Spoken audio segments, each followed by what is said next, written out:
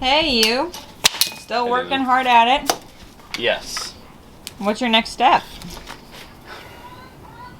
I have to go to Home Depot. Again? Yes, again. I have everything laid out, but there are several parts that I needed. So the end of the pipes, the PVC pipes, I had a bunch of T's. I forgot to get elbows with threads. So where the pipe ends, I need to be able to go straight into a drip line there. I didn't get any caps or anything like that for 3/4 inch. In all the pieces I had left over in this house, sheds, boxes, I don't even have a single thing to go from 3/4 inch to 1/2 inch or to cap it. So I could just use a T. So, alas, I have to go to my favorite store. Oh well. With me. On the plus side, With Audrey. there are beautiful Thai double butterfly pea flowers behind you. Oh yeah, look at that. Aren't they lovely? They are lovely. What are these? That is Malabar spinach. Can you eat it? Yeah, you can eat it. That would have been really bad if you said no, they're poisonous. Why would I grow something poisonous? On purpose. Cimbalo, melon, pear. On purpose. Alright, Audrey, you ready to go to the store? Alright, we're gonna boogie off. Hey, how's the Malabar spinach taste? Good. It's greeny. It's greeny. Actually, it reminds me of like a succulent. Yeah, it's very like moist and. Look how thick that is. It does have mucilage in it, which makes it slightly slimy, kind of like the stuff that people don't like about okra. But No, I this like is it. nothing like okra. Okra is a disgusting thing. no, it's not. Yay! You like it. I actually really like okra roasted. Audrey likes it however she can get her hands on it. I also like it pickled. That's a good way to have it too. Ooh, we love pickled okra. Not so much raw or boiled. Yummy pickled. Audrey loves it raw. I love it every way. But the berries are actually very bland if you eat the Malabar spinach berries. They like have no flavor. But they're beautiful and like dark. So blah. This would be good to like shoot at the neighbor's cat when they come in the garden though. And have little Malabar spinaches growing everywhere. Like in our lemon tree or lime tree. This is a lime tree. Look at how nice it looks. It's really taken off since I got it. Yucky. Anyway, All right, to the store off with to the you. store. All right, Mr. P, it's horribly hot out here. It is hot. But the project is coming along very good. I've got all the PVC done, got all the black drip tube in, and as far as I know, it's all waterproof. I haven't actually tested it. Should we find out? I don't know. Let's see. Is it gonna shoot out your ends? All right, I don't hear water going crazy. That's a positive thing. Always good to not hear or see water shooting. Okay, all right, let's try the other side.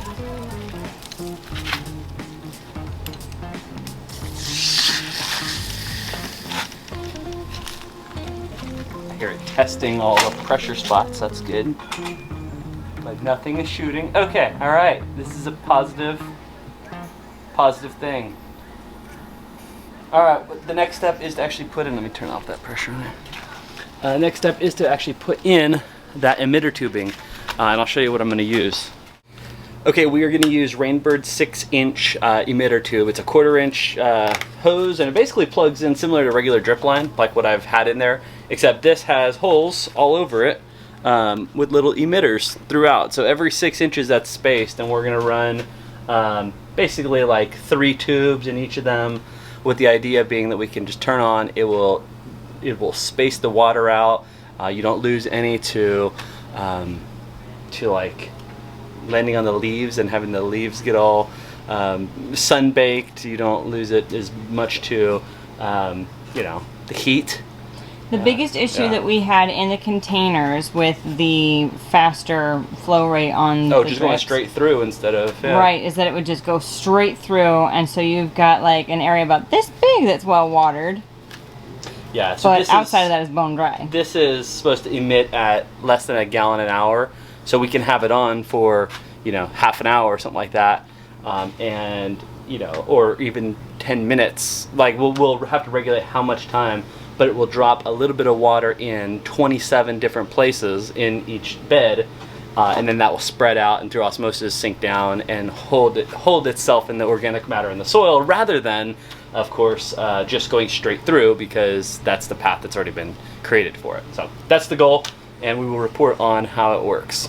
We are waiting for the 9-inch spacing tubing to come Yes, in. and that's going to be for the main garden. Available. But all the tubing is in, and it's waterproof, and I'm thrilled about that. So Yay. I'm calling it a success. And now I have to go out in the heat again. Man, my feet are red. Sunburned. Oh well, I'll live. Aw. What do you have to go out in the heat again for? To put this in. Oh, honey, do it another day. No. It's too hot. To the showers with you. It's too hot. I love you. Thank you. You're awesome. What you got there, Audrey? A melon? What's the melon for? Is it for that goat? No. But she looks like she really wants a treat.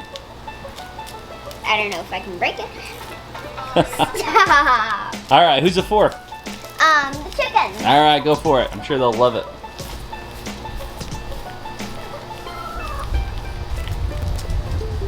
My chickens. Goodbye. Oh yes. The goat comes in. Yes, they all love the melon. Maybe we can give the other They all half of love the melon to the The goat. goats are trying to eat the melon that Audrey put in there. That's lovely. Maybe I can grab the other half. Maybe I actually should. You gotta take care of those goatsies, huh? Yep. All right. And now it's the goat's turn. Oh. Chesley, can I get on that? Ladies, may I join you? Oh. I think they love it so much that they're gonna push it under the chair.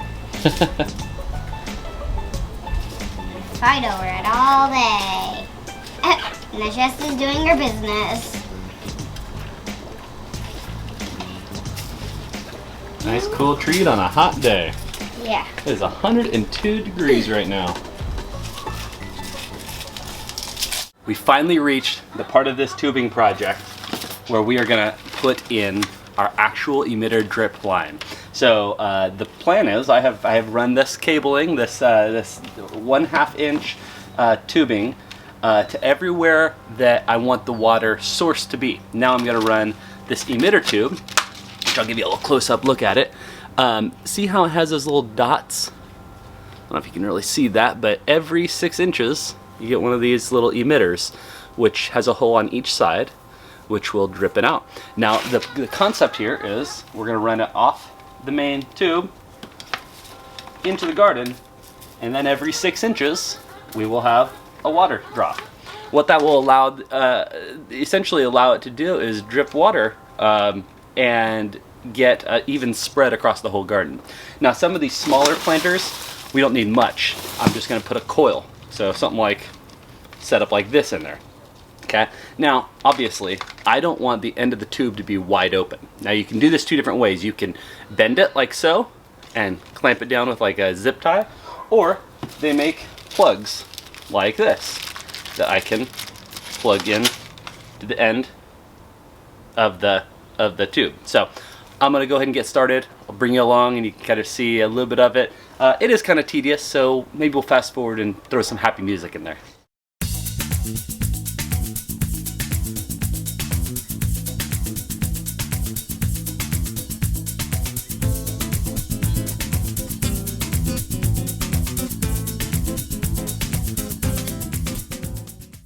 Well, that is the end of one, and I'll give you a little close-up of what it looks like. Let me take away all my garbage here.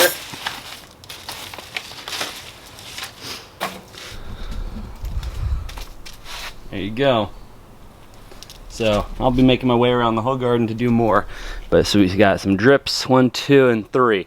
Now the smaller ones, I'll just do a coil like that around the base. And really these plants are gonna be coming out, so it's really important that we be able to pull this all out and be able to access that area. You can see there's water in the line. See if I can zoom in for you. there's water in the line, so it's dripping. So that's about the speed. I mean, it's not a lot, but it'll be good to know water's running in there, right? And I just, have 1 or 2 more plants in here to do.